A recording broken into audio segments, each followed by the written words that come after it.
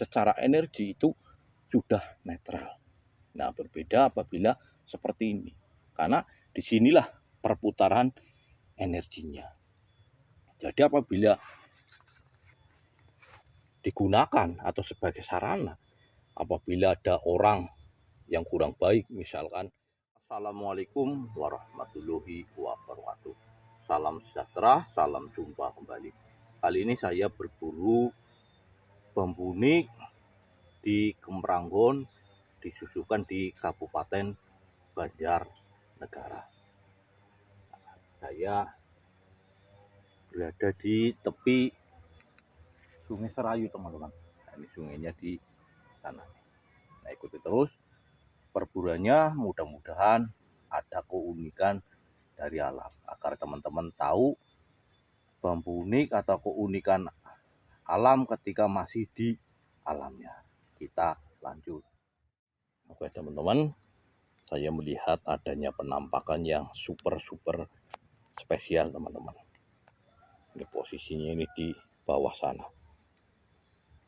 Kalau saya lihat dari sini dan saya rasakan di sana, ini secara energi itu sangat besar, teman-teman. Tentunya pasti spesial. Oke, akan saya dekati keunikan apa yang ada di sana. Nah, kita harus hati-hati, teman-teman, karena ini posisinya ini di sana ini. Nah, karena ini licin, teman-teman. Agar teman-teman tahu keunikan ketika masih di alam. Nah, ini. Nah, unikannya ini, teman-teman.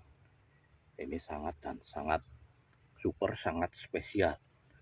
Nah, inilah jimat paling ampuh yang digunakan orang zaman dahulu sebagai penjaga atau tolak bala.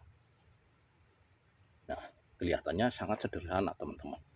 Tapi inilah jimat atau sarana paling ampuh orang zaman dahulu sebagai tolak bala atau penunggu rumah, kebun, dan sebagainya. Nah, ini sangat spesial, teman-teman, ketika masih di alamnya. Jadi teman-teman tahu ketika masih di alamnya. Nah, ini namanya apa? Nah, inilah yang dinamakan akar mimang. Nah, kalau dalam bambu tosan aji, nah ini yang dinamakan pamengkang jagat. Nah, kalau di akar ini yang dinamakan kayu mimang atau akar mimang. Di mana dari bawah ini satu kemudian membelah menjadi dua dan kembali menjadi satu lagi. Nah, yang lebih spesial, teman-teman, di sini pembelahan ini ada dua. Di bawah ini sudah membelah dan ini harus tembus, teman-teman.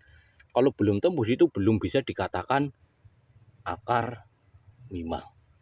Nah, kemudian di sini ini juga sudah tembus lagi. Jadi ini double akar mimangnya. Nah, untuk ciri-cirinya akar mimang yang bagus, yang paling spesial, yang paling istimewa, yaitu pertama, itu tidak tertimbun oleh tanah. Nah, seperti ini, teman-teman. Jadi ini tidak tertimbun oleh tanah, ini di luar tanah. Karena apa? Apabila akarnya ini tertimbun tanah, secara energi itu sudah netral. Nah, berbeda apabila seperti ini, karena disinilah perputaran energinya. Jadi apabila digunakan atau sebagai sarana, apabila ada orang yang kurang baik, misalkan maling, itu tidak akan bisa keluar dari lokasi tersebut. Karena apa? Akan muter-muter terus di lokasi tersebut. Nah, untuk ciri yang kedua itu dari jenis pohonnya, teman-teman. Jadi tidak semua